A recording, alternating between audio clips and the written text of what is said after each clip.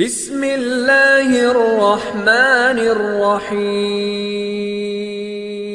بسم اللہ الرحمن الرحیم خطبۃ جامعۃ لہ علیہ السلام یرویہا ابو سعید رضی اللہ تعالی عنہ اخرج احمد والترمذی والحاکم والبیہقی عن ابی سعید الخدری رضی اللہ تعالی عنہ قال صلی رسول اللہ صلی اللہ علیہ وسلم العصر ثم قام خطیبا فلم يدع شيئا يكون الى قیام الساعة الا اخبرنا به حفظه من حفظه ونسيه من نسيه وكان فيما قال اما بعد فإن الدنيا خزرة حلوة وإن الله مستخلفكم فيها فناظر كيف تعملون فاتقوا الدنيا واتقوا النساء فإن أول فتنة بني إسرائيل كانت في النساء ألا إن بني آدم خلقوا على طبقات شتى فمنهم من يولد مؤمنا ويحيى مؤمنا ويموت مؤمنا ومنهم من يولد كافرا ويحيى كافرا ويموت كافرا ومنهم من يولد مؤمنا ويحيى مؤمنا ويموت كافرا ومنهم من يولد كافرا ويحيى كافرا ويموت مؤمنا ألا وإن الغضب جمرة توقد في جوف ابن آدم ألا ترون إلى حمرة عينيه وانتفاخ أوداجه فإذا وجد أحدكم شيئا من ذلك فالأرض ألا إن خير الرجال من كان بطيء الغضب سريع الرضا وشر الرجال من كان سريع الغضب بطيء الرضا فإذا كان الرجل بطيء الغضب بطيء الفي وسريع الغضب سريع الفي فإنها بها ألا إن خير التجار من كان حسن القضاء حسن الطلب وشر التجار من كان سيء القضاء سيء الطلب فإذا كان الرجل حسن القضاء سيء الطلب أو كان سيء القضاء حسن الطلب فإنها بها ألا وإن لكل غادر لواء يوم القيامة بقدر غدرته ألا وإن أكبر الغدر غدر أمير عامة ألا لا يمنعن رجلا مهابة الناس أن يتكلم بالحق إذا علمه ألا إن أفضل الجهاد كلمة حق عند سلطان جائر ألا إن مثل ما بقي من الدنيا فيما مضى منها مثل ما بقي من يومكم هذا فيما مضى منه لما دخل عمر رضي الله تعالى عنه الشام حمد الله وأثنى عليه ووعظ وذكر وأمر بالمعروف ونهى عن المنكر ثم قال إن رسول الله صلى الله عليه وسلم قام فينا خطيبا كقيام فيكم فأمر بتقوى الله وصلة الرحم وصلاح ذات البين وقال عليكم بالجماعة وفي لفظ بالسمع والطاعة فإن يد الله على الجماعة وإن الشيطان مع الواحد وهو من الاثنين أبعد لا يخلون رجل بامرأة فإن الشيطان ثالثهما ومن ساءته سيئته وسرته حسنته فهي أمارة المسلم المؤمن وأمارة المنافق الذي لا تسوءه سيئته ولا تسره حسنته إن عمل خيرا لم يرج من الله في ذلك الخير ثوابا وإن عمل شرا لم يخف من الله في ذلك الشر عقوبة فأجملوا في طلب الدنيا فإن الله قد تكلف بأرزاقكم وكل سيتم له عمله الذي كان عاملا استعينوا بالله على أعمالكم فإنه يمحو ما يشاء ويثبت وعنده الكتاب صلى الله على نبينا محمد وعلى آله وعليه السلام ورحمة الله السلام عليكم اللہ اکبر.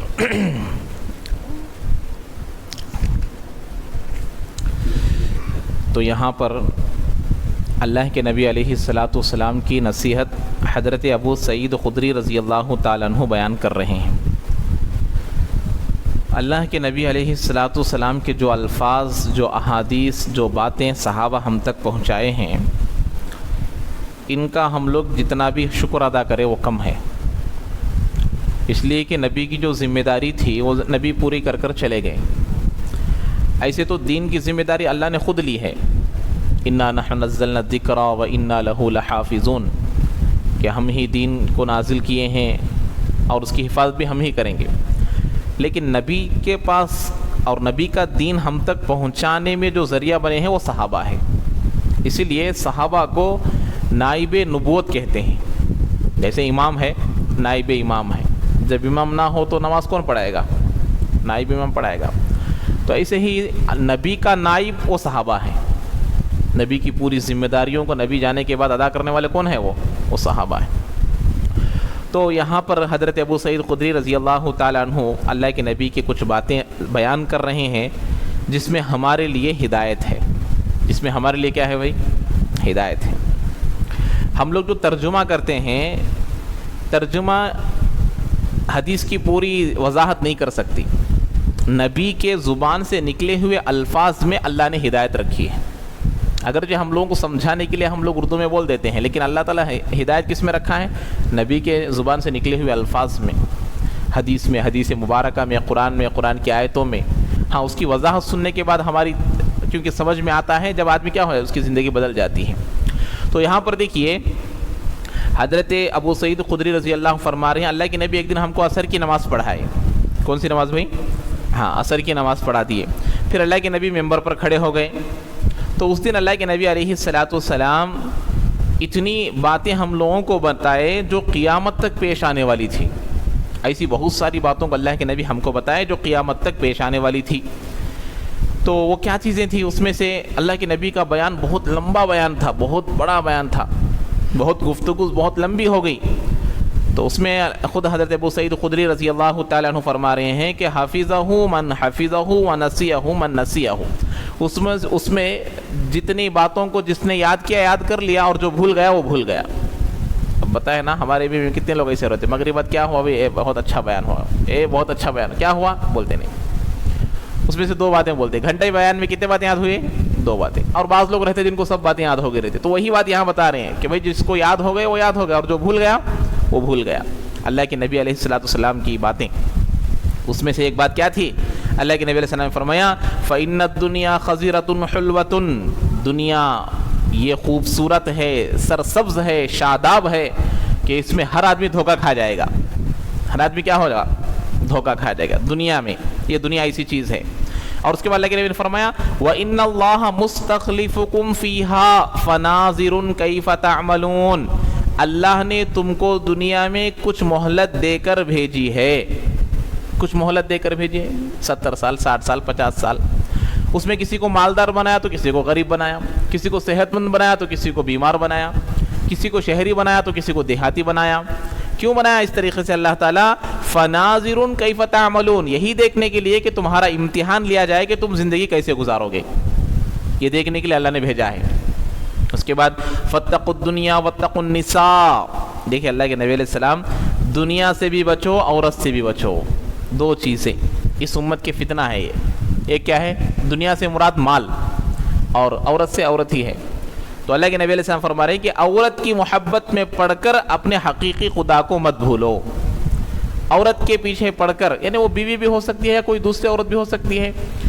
اس لیے اللہ تعالیٰ نے قرآن مجید فرمایا کہ تمہاری بیوی اور تمہاری اولاد تمہارے لیے فتنہ ہے، تمہارے وہ دشمن ہے. عدوکم. تو کیا مطلب؟ بیوی تو میری خیر خواہ ہے، پکا کر کھلاتی ہے، خدمت کرتی ہے، بچوں کی پرورش کرتی ہیں، پھر وہ میری دشمن کیسے بن گئی؟ ان کو خوش رکھنے میں میں حرام میں مبتلا ہو رہا ہوں تو وہ میرے دشمن ہے. ان کو خوش رکھنے میں کہاں مبتلا ہو رہا ہوں؟ حرام میں مبتلا ہو رہا ہوں. بیوی کو اچھا کھلانا، بیوی بچوں کو اچھا رکھنا، اچھا گھر بنانا، اچھا کھلانا، اچھا پلانا، اب حرام میں مبتلا ہو رہا. سود کا کاروبار کر رہا، دھوکہ بول رہا، دھوکہ دے رہا ہے اور رشوت لے رہا ہے. تو اب یہ کرنے کی وجہ کیا ہے؟ بیوی بچے. اب یہ میرے کیا بن گئے؟ کیا بن گئے بھائی؟ دشمن بن گئے. اللہ کے نبی نے فرمایا کہ اللہ کے نبی علیہ السلام نے فرمایا امرأۃ تعینہ علی دینہ. کسی آدمی کو ایسی بیوی مل جائے جس کو دین کے کاموں میں وہ مدد کرتی ہو تو اللہ کے نبی نے فرمایا کہ وہ اس کو دنیا میں ہی جنت کا مزہ آئے گا. ایسی بیوی جو دین کے کام میں کیا کرے؟ اس کی مدد کرے. یعنی ایک نیک بختی کی علامت ہے. یہ نیک بختی کی علامت. یہ 4 چیزیں اللہ کے نے بتائیں، اس میں سے ایک یہ چیز بتائے. وہی بیوی بچے اگر حرام کاری مبتلا ہونے کا ذریعہ بن گئے تو وہ ہمارے دشمن ہیں. تو اس لیے اللہ نے فرمایا ایک تو یہ تو بیوی سے بتا رہے. اگر وہی آدمی اگر کسی غیر محرم عورت کے ساتھ تعلقات کو قائم کر اگر اپنے آخرت کو بگاڑ رہا ہے تو وہ تو واضح طور پر معلوم ہے کہ یہ تو جہنم میں جائے گا. دوسروں کے ساتھ اگر تو اس لیے بتا رہے ہیں عورت چاہے وہ بیوی ہو، بیٹی ہو، کوئی بھی ہو، وہ ہمارے لیے ایک فتنہ ہے. لیکن اگر وہی عورتیں اگر ہمارے لیے دین کے کام مددگار بن گئے تو وہ ہمارے لیے خیر خواہ ہے. اور دنیا تو ہے ہی، مال آدمی کے لیے دین سے اللہ کے احکامات سے، نبی کے طریقوں سے ہم کو روکتے ہیں. ہاں اگر وہی مال ہمارے لیے دین کے کام و مددگار بن رہا ہے تو وہ بھی ہمارے لیے خیر خواہ ہے. یہ دو چیزیں اللہ کے نبی بتایا کہ اس سے بچو. اس کے فرمایا فَإِنَّ أَوَّلَ فِتْنَةِ بَنِي إِسْرَائِيلَ كَانَتْ فِي النِّسَاءِ. بنی اسرائیل کی قوم جو بہت بڑی تھی، اکثر نبی بنی اسرائیل میں آئے ہیں، تو اللہ کے نبی فرما رہے ہیں بنی اسرائیل جیسی قوم میں بھی بگاڑ کب آیا؟ ایک عورت کی وجہ سے آیا. وہ ایک بڑا واقعہ ہے، کئی موقع ملے گا تو بتاؤں گا. تو ایک عورت کی وجہ سے کیا آیا؟ بہت بگاڑ آ گیا. بنی اسرائیل جیسی قوم بگڑ گئی ایک عورت کی وجہ سے. الا ان بنی آدم خلقوا علی طبقات شتى. اب بتا رہے اللہ کے نبی دنیا میں جتنے لوگ ہیں یہ 4 جماعتوں میں ہیں. کتنے جماعتوں میں؟ 4 جماعت. یہ 4 جماعتوں میں سے ہر آدمی کسی نہ کسی جماعت میں ہے. 4 طبقے، 4 طبقے. اس میں سے ایک طبقے میں ہر آدمی ہے. جو دنیا سے چلے گئے، جو ابھی دنیا موجود ہے، جو آنے والے ہیں، سب لوگ ان 4 میں سے کسی ایک میں رہیں گے. اس میں کون کامیاب کون ناکام اس کا فیصلہ ہم خود کر سکتے ہیں. دیکھیں اللہ کے فرما رہے ہیں فَمِنْهُمْ مَن يُولَدُ مُؤْمِنًا وَيَحْيَىٰ مُؤْمِنًا وَيَمُوتُ مُؤْمِنًا. پہلی جماعت وہ ہے جو مسلمان بن کر پیدا ہوتا ہے، مسلمان بن کر زندگی گزارتا ہے، مومن بن کر زندگی گزارتا ہے، اور مومن بن کر ہی اس کی موت آتی ہے. یہ پہلی جماعت مسلمانوں کے پیٹوں میں پیدا ہوا اور مسلمان بن کر زندگی گزارا، اور موت بھی مسلمانوں کے طریقے پر آئی کہ اس کو نہلایا بھی گیا اور ایمان پر موت آئی. دوسری جماعت اللہ کے نبی علیہ السلام نے فرمایا دوسری جماعت کیا ہے؟ وَمِنْهُمْ مَن يُولَدُ كَافِرًا وَيَحْيَىٰ كَافِرًا وَيَمُوتُ كَافِرًا. دوسری جماعت وہ ہے جو کافر بن کر پیدا ہوا، کافر بن کر زندگی گزارا اور مرا بھی کافر بن کر. اس پر کوئی افسوس کرنے کی ضرورت نہیں ہے کہ یہ ایسے یہاں ایسے چلا گیا. تیسری جماعت اللہ کے نبی علیہ السلام نے فرمایا، اس کے بعد نے فرمایا وَمِنْهُمْ مَن يُولَدُ مُؤْمِنًا وَيَحْيَىٰ مُؤْمِنًا وَيَمُوتُ كَافِرًا. اللہ کے نبی تیسری جماعت کے بارے میں فرما رہے ہیں مسلمان بن کر پیدا ہوا، مسلمان بن کر زندگی گزارا، لیکن موت کافر بننے کی حالت میں آئی. کس کی حالت میں آئی بھائی؟ پیدا ہوا مسلمانوں کے پیٹ میں، زندگی گزارا مومن بن کر، لیکن موت کیسے آئی؟ کافر بننے کی حالت میں موت آ گئی. اس کے اللہ نے فرمایا وَمِنْهُمْ مَن يُولَدُ كَافِرًا وَيَحْيَىٰ كَافِرًا وَيَمُوتُ مُؤْمِنًا. ایک آدمی ہے جو کافر بن کر پیدا ہوا، کافر بن کر زندگی گزارا، لیکن اس کی موت آئی مومن ہونے کی حالت میں. یہ رشک کرنے کے قابل ہے. تو اب دیکھنا چاہیے کہ ہم لوگ ان میں سے کون سی جماعت میں ہیں، اور گئے جو دنیا سے چلے گئے وہ کون سی جماعت میں ہے، یہ اللہ جاننے والے ہیں. اس لیے ہمیشہ اپنی موت کو ہمیشہ یاد کرتے رہنا. پتہ نہیں موت کیسی حالت میں آتی ہے، پتہ نہیں موت کون سی حالت میں آتی ہے. خدا نخواستہ موت اگر ہماری ایمان کے بغیر آ گئی تو آدمی ختم ہوگا، اس کی پوری دونوں جہاں کی زندگی اس کی ختم ہو گئی اور وہ خسارے میں پڑنے والا ہے. اس لیے صحابہ جیسی جماعت بھی موت کے بارے میں سوچتے تھے کہ موت کیسی حالت میں آ گئی. اس کے بعد دیکھیے فرماتے ہیں ایک نصیحت اللہ کے لیے فرما رہے ہیں الا وان الغضب جمرۃ. غصہ یہ کیا ہے؟ یہ ایک آگ کا شعلہ ہے. یہ غصہ کیا ہے بھائی؟ آگ کا شعلہ ہے جو دہکتا رہتا ہے. اس کے فرمایا توقد فی جوف ابن آدم. پیٹ میں اللہ تعالیٰ غصے کا کچھ حصہ رکھا ہے. پیٹ میں آدمی کے جسم میں غصے کا کچھ حصہ، وہ کیا کہتے ہیں اس کو، شعلہ میں جو بتایا، وہ اللہ تعالیٰ انسان کے جسم میں کچھ رکھا ہے جو جسم میں دہکتا رہتا ہے. الا ترون الی حمرۃ عینیہ وانتفاخ اوداجہ. کیا تم دیکھتے نہیں جب آدمی کو غصہ آتا ہے تو اس کی آنکھیں لال ہو جاتی ہیں، سرخ ہو جاتی ہیں، اور اس کے گلے کی رگیں پھول جاتی ہیں. جب آدمی کو جو غصہ آنے کی وجہ سے اس کی کیفیت بدل جاتی ہے، اس کی حالت بدل جاتی ہے. کیوں؟ وہ اندر جو شعلہ رہتا ہے وہ بالکل گرم ہو جاتا ہے، دہکنے لگتا ہے، تو آدمی کی حالت کیا ہو جاتی؟ آنکھیں لال ہو جاتی، یہ رگیں پھول جاتی ہیں. اب اس کا علاج اللہ کے نبی بتا رہے ہیں. اس کا علاج دیکھیے اللہ کے نبی نے فرمایا کیا کرنا. فَإِذَا وَجَدَ أَحَدُكُمْ شَيْئًا مِّن ذَلِكَ فَالْأَرْضَ الْأَرْض. جب تم میں سے کسی آدمی کو غصہ آ جائے، غصہ آنا انسان ہے تو آئے گا ضرور، لیکن اس کا علاج ہے. کیا ہے؟ جب تم میں سے کسی کو غصہ آ جائے تو تم کیا کرو؟ کھڑے ہو تو بیٹھ جاؤ اور بیٹھے ہو تو لیٹ جاؤ، زمین کے قریب ہو جاؤ. اس لیے کہ زمین کی صفت عاجزی ہے اور عاجزی والی صفت ہمارے اندر آ جائے گی. یہ اللہ کے نبی کی نصیحت ہے. لیکن کیا ہے، آج غصہ ہم لوگ کس پر کرتے ہیں؟ اپنی بیوی پر کرتے ہیں. کس پر کرتے ہیں بھائی؟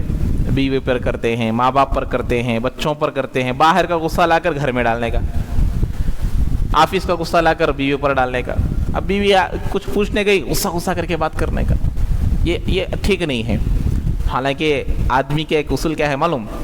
یہ انہوں بڑے غصے والے بھائی، انہوں بڑے غصے والے بولتے آدمی، لوگ بولتے یہ انہوں بڑے غصے والے. لیکن آدمی کا غصہ کہاں چلتا معلوم؟ جہاں اس کا چلتا وہاں چلاتا.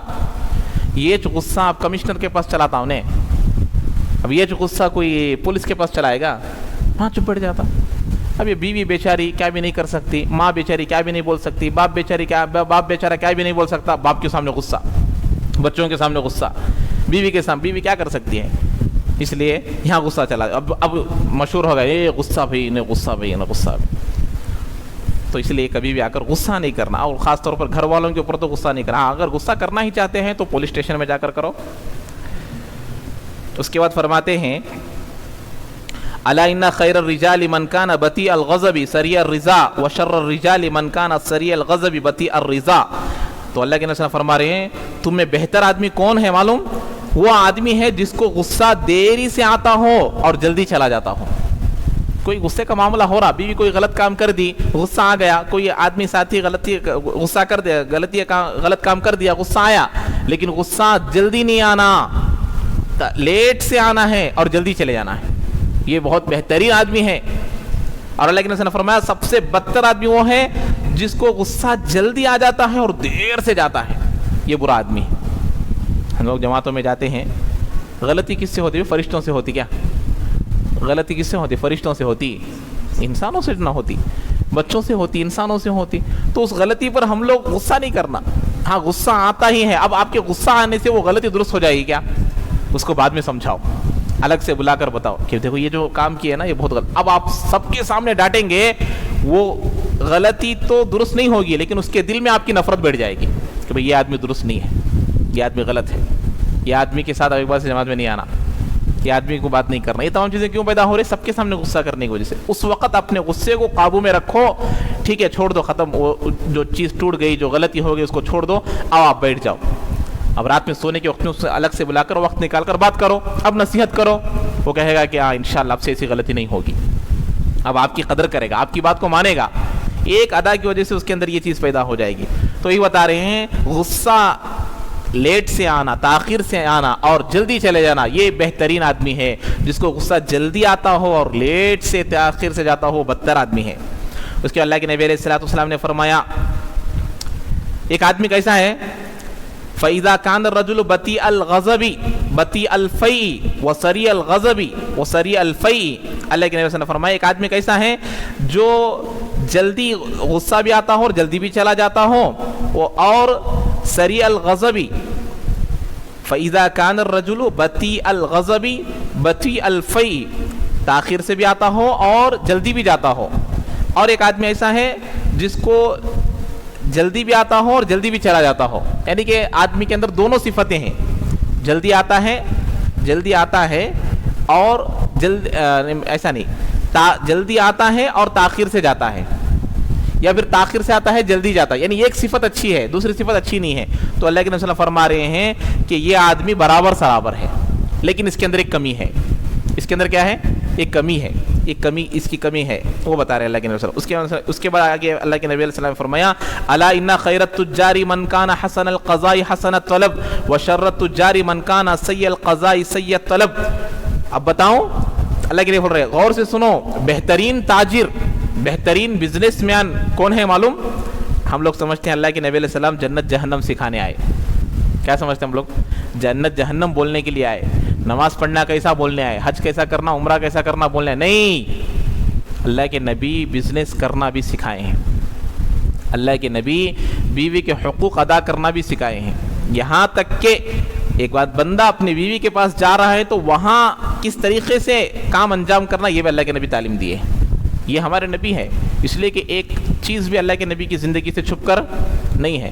ہم کیا سمجھتے ہیں بھئی نماز میں، روزے میں، حج میں نبی کے باتیں بولو. بھئی یہاں کاروبار میں کیا ہے؟ یہاں سب بھی چلتا، جھوٹ بھی چلتا، دھوکہ بھی چلتا، سب بھی چلتا. تمہیں بولے سکا سن لے بیٹا تو ہمارے کام ہوتے نہیں. تمہیں بولے سکا کرے تو ہمارے کام ہوتے نہیں. ہمیں کہاں جانا پڑتا؟ قلعہ دلے کو جانا پڑتا. تو یہ بولنے والا عملاً کافر ہو گیا. یہ بولنے والا آدمی کیا مطلب؟ نبی کی باتوں میں ترقی نہیں ہے بولے جیسا. نبی کی باتوں میں یعنی کہ قولاً عملاً نہیں قولاً یہ آدمی کیا ہو گیا؟ ایمان سے ہٹ رہا ہے، دین سے ہٹ رہا ہے. کیا بول رہا؟ نبی کی باتوں کو مسجد میں رکھو، یہاں کاروبار میں سے بھی چلتا نہیں، مولوی صاحب ہاں کاروبار سے بھی چلتا نہیں. تو یہ آدمی کیا ہو جاتا ہے؟ دین سے ہٹ جاتا ہے آدمی. تو یہی بتا رہے ہیں. تو اللہ کے رسول نے فرمایا سب سے بہترین تاجر کون ہے معلوم؟ جو لوگوں کے ساتھ نرمی سے برتاؤ کرتا ہو اور پیسے جب وصول کرتا نا جب بھی نرمی کرتا. یہ آدمی کیا ہے؟ بہتر تاجر ہے، سب سے بہتر بزنس مین ہے. اور اگر ایک آدمی ایسا ہے کہ جو وشرۃ الجار من کان سیء القضاء سیء الطلب، جو معاملہ بھی غصے سے کرتا ہے، برے طریقے سے کرتا ہے، اور جب پیسے وصول کرتا ہے تب بھی سختی کرتا ہے، تو یہ بدتر تاجر ہے، یہ بدتر بزنس مین ہے. فَإِذَا كَانَ الرَّجُلُ حَسَنَ الْقَضَاء، اگر ایک آدمی ایسا ہے جو معاملہ تو اچھا کرتا لیکن جب پیسے لینے میں آتا ہے تو سختی کرتا ہے، یا پھر ایسا آدمی ہے کہ معاملہ کرنے کے وقت میں سختی کرتا ہے اور وصول کرنے کے وقت میں نرمی کرتا، تو یہ آدمی کے اندر ایک اچھی صفت ہے اور ایک بری صفت ہے، یہ برابر سرابر ہے. لیکن ایک کمی ہے اس کے اندر، جیسے اوپر بھی آیا نا، ایک اچھی چیز ایک بری چیز، تو ایسا برابر سرابر ہے. ایک آدمی اس کے اندر کچھ کمی ہے. اس کے بعد اللہ کے نبی صلی اللہ علیہ وسلم نے فرمایا، یہ سنیے، اب یہ تجارت کے بارے میں بولے ہیں. کس کے بارے میں؟ بزنس مین، جو بھی ہو بزنس، چاہے وہ دکان ہو، نیوٹی ہو، کاروبار ہو، کیا بھی ہو. الا وان لكل غادر لواء يوم القيامه بقدر غدرته، یاد رکھو، غور سے سنو، کل قیامت کے دن آدمی دنیا میں جو دھوکہ دیا ہوگا اسی دھوکے کے بقدر اس کے پاس جھنڈا ہوگا، علامت ہوگی. وہ جھنڈا، وہ علامت یہ ظاہر کرے گا کہ دنیا میں اس نے اتنا دھوکہ دیا ہے، دنیا میں اس نے لوگوں کو اتنا دھوکہ دیا، ان کو اتنا دھوکہ دیا، اس کے بقدر اس کی علامت ہوگی. چاہے وہ جھنڈا ہو، کوئی بھی ہو، علامت ہوگی جس سے لوگوں کو معلوم ہوگا کہ یہ لوگوں کیا کیا ہے دنیا میں، دھوکہ دے کر آیا ہے، دھوکہ دے کر آیا ہے. تو یہ اس کے بقدر ہوگی. اب آدمی پہچانے گا، ارے بھئی میں تو اسے اتنا اچھا آدمی سمجھتا ہوں، دنیا میں اتنا دھوکہ دے کر آیا، لوگوں کے سامنے ظاہر ہوگی. الا وان اکبر الغدر غدر امیر عامۃ، اللہ کے رسول نے فرمایا میں بتاؤں آپ لوگوں کو سب سے بڑا دھوکہ کیا ہے؟ سب سے بڑا دھوکہ کیا ہے؟ ذمہ داری کو پورے طور پر ادا نہ کرنا، یہ سب سے بڑی خیانت ہے اور غداری ہے. چاہے وہ کون سی بھی ذمہ داری ہو، میری ذمہ داری میں جو کام ہے اس کام میں کمی بیشی کرنا، یہ سب سے بڑی غداری ہے. اللہ کے ساتھ اسی غداری کے ساتھ آدمی کل اٹھے گا کہ اس نے اتنی کیا کہہ رہا ہے، دھوکہ دیا ہے، ناقدری کیا ہے اور غداری کیا ہے. اس کے اللہ نے فرمایا الا لا يمنعن رجلا مہابۃ الناس ان يتكلم بالحق اذا علمه، جب آدمی کو کوئی حق بات معلوم ہو جائے تو لوگوں کا ڈر وہ حق بات سے اس کو نہ روکے. یہ لوگ کیا بولیں گے، لوگ کیا کریں گے، یہ ڈر اس کے دل میں نہیں آنا. بولنا یعنی بولنے کا طریقہ ہوتا، مثبت انداز سے بولنا. ہمیں کیا ہے وہ بولتے، کس کا بھی ڈر نہیں، یہ نہیں، بولنے کا انداز ہے، بولنے کا طریقہ ہے، اس کو اختیار کرنے کا. الا ان افضل الجہاد کلمۃ حق عند سلطان جائر، اللہ نے فرمایا سب سے بہترین اللہ کے راستے میں چلنے کی بات بتاؤں، ظالم بادشاہ کے سامنے حق بات بولنا، یہ سب سے بہترین جہاد ہے. اللہ کے نبی صلی اللہ علیہ وسلم نے فرمایا. اس کے بعد الا ان مثل ما بقي من الدنيا فيما مضى منها مثل ما بقي من يومكم هذا فيما مضى منه.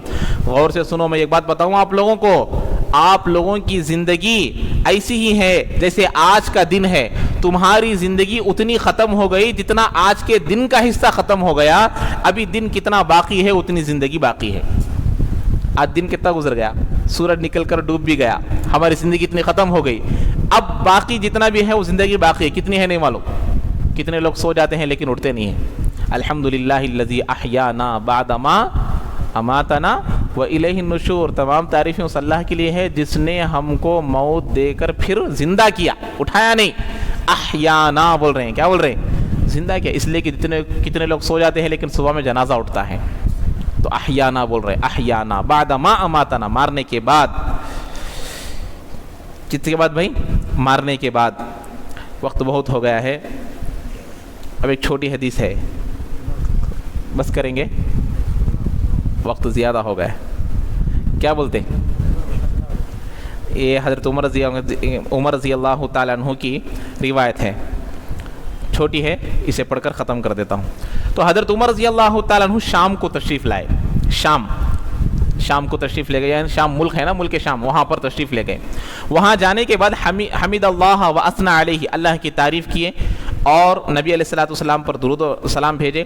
ووعظ وذکر، لوگوں سے نصیحت کیے.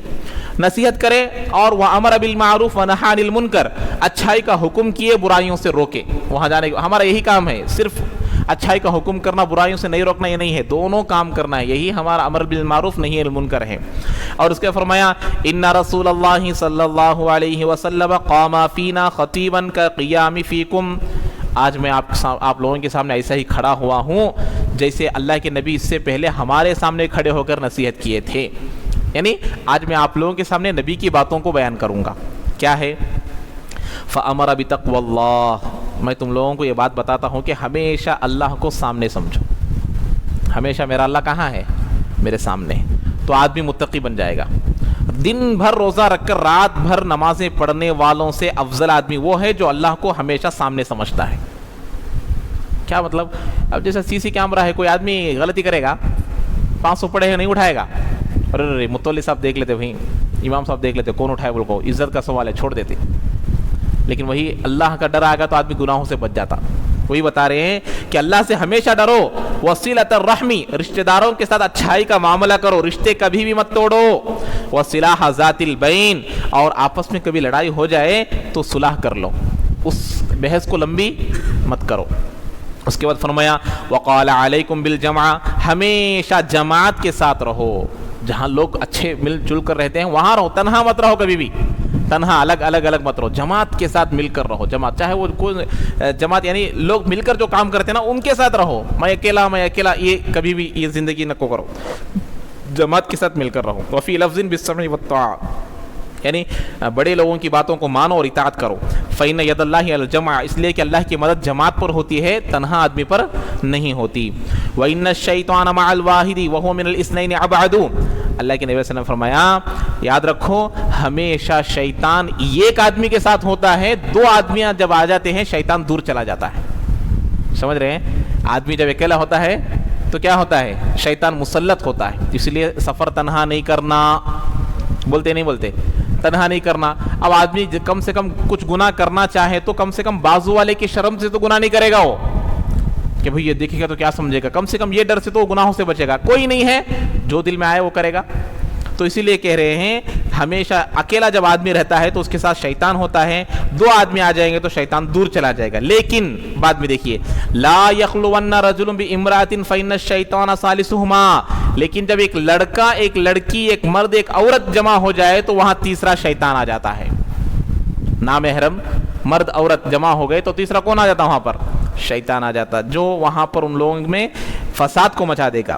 ومن ساءته سیئته وسرته حسنته فهي امارۃ المسلم المؤمن, میں مسلمان ہوں یا نہیں ہوں, میں مومن ہوں یا نہیں ہوں, کیسے پہچاننا؟ اللہ کے نبی فرما رہے ہیں جب تم کوئی گناہ کرو تو تم بے چین ہو جاؤ, جب تم کوئی نیک کام کرو تو دل خوش ہو جائے, سمجھو کہ تم مسلمان ہو, تم مومن ہو. آج گناہ پر گناہ کر رہے ہیں لیکن آدمی بے چین نہیں ہو رہا. ایک 500 روپے گم ہو گئے آنے کے وقت میں آدمی خوش ہو جاتا, کیا کتنا بے چین ہوا تھا, 500 کہاں گئے, کہاں نہیں معلوم میں, کہاں نہیں معلوم میں, دیکھے تو گھر میں رہتے. اور آدمی کو نفع ہے 1000 روپے, آج 500 آنے کا 1000 روپے نفع ہے, خوش ہوا تھا. تو یہ اس کے کاروبار کے ہونے کی علامت ہے. وہی آدمی اگر تہجد نہیں پڑھتا تھا, تہجد پڑھا دل خوش ہو گیا, تہجد روزانہ پڑھ رہا تھا, کسی دن چھوٹ گیا بے چین ہو گیا, تہجد چھوٹ گئی میری, تو اللہ کے فرمایا یہ مومن ہے, یہ مسلمان ہے. اس کے اللہ نے فرمایا یہ مسلمان. اور امارۃ المنافق الذی لا تسوءه سیئته ولا تسرہ حسنته, منافق کون ہے؟ نیکی کرنے پر خوشی نہیں, گناہ کرنے پر بے چینی نہیں ہے, تو یہ منافق ہے. اس کے بعد کون ہے منافق کون ہے؟ ان عمل خیرا لم یرجو من اللہ فی ذلک الخیر ثوابا, اور نیک کام کرنے پر ثواب کی امید نہیں رکھتا. نمازیں پڑھ رہا, روزے رکھ رہا, دن کا کام کر رہا, لیکن اس پر مجھے اجر ملے گا اس کا یقین نہیں ہے. آدمی ڈیوٹی کرتا, بھائی مہینہ پورا ڈیوٹی کرتا, کیوں کرتا بولو؟ 1 تاریخ کو تنخواہ ملتی, اس لیے نا دھوپ ہو ٹھنڈ ہو سردی ہو کیا بھی آدمی جاتا, بھوک صدا کئی کو تنخواہ ملنے والے. تو ایسے اللہ نماز پڑھ رہا ہے تو خوشی ہونا کہ مجھے اس نماز کے بدلے میں کیا ملے گا؟ ثواب ملے گا, نیکیاں ملے گی, اللہ کی خوشی ملے گی. صبح میں نیند چھوڑ کر آ رہے ہیں, سردی کا موسم ہے, ٹھنڈے پانی سے وضو کر رہے ہیں, نمازوں کو پڑھ رہے ہیں, نیند کی قربانی کر رہے ہیں, کس وجہ سے؟ اللہ مجھے ثواب دے گا, نیکیاں دے گا, خوش ہوگا, اس نیت سے آنا. لیکن منافق کو اس کا کوئی اندازہ نہیں رہے گا. اور آخر میں فرمایا وَإِنْ عَمِلَ شَرًّا لَمْ يَخَفْ مِنَ اللَّهِ فِي ذَلِكَ الشَّرِّ عُقُوبَةً، اور جب کوئی گناہ کرتا ہے تو اللہ میری پکڑ کرے گا یہ خیال بھی نہیں رہے گا. جب یہ خیال نہیں رہے گا تو آدمی گناہوں پر گناہ کرتا چلا جائے گا. فَأَجْمِلُوا فِي الطَّلَبِ الدُّنْيَا، دیکھو مال کمانے میں حلال راستے کو اختیار کرو. بھئی یہ بہت ضروری بات ہے. کیا بول رہے ہیں؟ مال کمانے میں، رزق کمانے میں حلال طریقہ اختیار کرو، اس لیے کہ فَإِنَّ اللَّهَ قَدْ تَكَفَّلَ بِأَرْزَاقِكُمْ، اللہ تعالیٰ تمہارے رزق کی ذمہ داری لیا ہے. دوسری چیز کی ذمہ داری، جنت کی ذمہ داری لیا کیا؟ نہیں. کیسے اعمال ویسی جنت. تو رزق کی ذمہ داری لیا ہے، اس لیے رزق کمانے میں کیا کرو؟ اللہ سے برکت مانگو اور حلال طریقہ اختیار کرو. حرام میں کبھی مبتلا مت ہو. وَكُلُّ سَيَتِمُّ لَهُ عَمَلُهُ الَّذِي كَانَ عَامِلًا، تمہارے زندگی میں جو عمل کرنا ہے وہ تم کر رہو گے، چاہے وہ گناہ ہو چاہے وہ اچھا کام ہو. اس لیے اللہ سے ہمیشہ اچھے کاموں پر مدد مانگتے رہا کرو. اچھے کاموں پر کیا کرنا بھائی؟ اللہ سے مدد مانگتے رہنا. اللہ نماز پڑھ رہے، اللہ نمازوں کی پابندی نصیب فرما، موت تک نمازوں کی پابندی، موت تک تیری فرما برداری، موت تک نبی کی فرما برداری، یہ اللہ سے مانگتے رہنا. اس لیے کہ اگر ہمارے تقدیر میں گناہ بھی لکھا ہوا ہو تو ہماری دعاؤں کی بدولت سے اللہ ان گناہوں کو مٹا دے گا. وہی بتا رہے ہیں فَإِنَّهُ يَمْحُو مَا يَشَاءُ، اللہ تعالیٰ ہماری تقدیر میں سے جو چاہے مٹا دیتے ہیں، جو چاہے باقی رکھتے ہیں. دعا کی وجہ سے یہ تمام چیزیں ہوتے ہیں. اس کے بعد اللہ کے نبی علیہ السلام پر درود و سلام بھیج کر اپنی بات کو ختم کر دیے. تو یہاں پر آج کی حدیث میں کیا معلوم ہو رہا کہ ایک تو ہم لوگ کیا ہیں، اللہ کے نبی علیہ السلام پہلی حدیث میں بتائے نا، مومن بن کر پیدا ہوتا ہے، مومن بن کر مرتا ہے. یہ اس میں سے ہم لوگ فکر مند رہ رہے ہیں. ابھی ہم لوگ کیا ہے، سیکنڈ سٹیج میں ہے. پیدا ہوئے مسلمانوں میں، پیدا ہو کر زندگی گزار رہے. اب تھرڈ سٹیج آنے والا ہے، وہ کیسا آتا نہیں معلوم، اس کی تیاری کرنا ہے. اس لیے اللہ تعالی ہم تمام کو عمل کی توفیق نصیب فرمائے. الحمد للہ رب العالمین. اللہم لک الحمد کما ینبغی لجلال وجہک وعظیم سلطانک. اللہم صلی علی محمد وعلی آل محمد کما صلیت علی ابراہیم وعلی آل ابراہیم انک حمید مجید. لا الہ الا انت سبحانک انا کنا من الظالمین. ربنا آتنا فی الدنیا حسنۃ وفی الآخرۃ حسنۃ وقنا عذاب النار. جزا اللہ عنا محمد ما هو اہلہ صلی اللہ علیہ وسلم برحمتک یا ارحم الراحمین. الحمد للہ رب العالمین.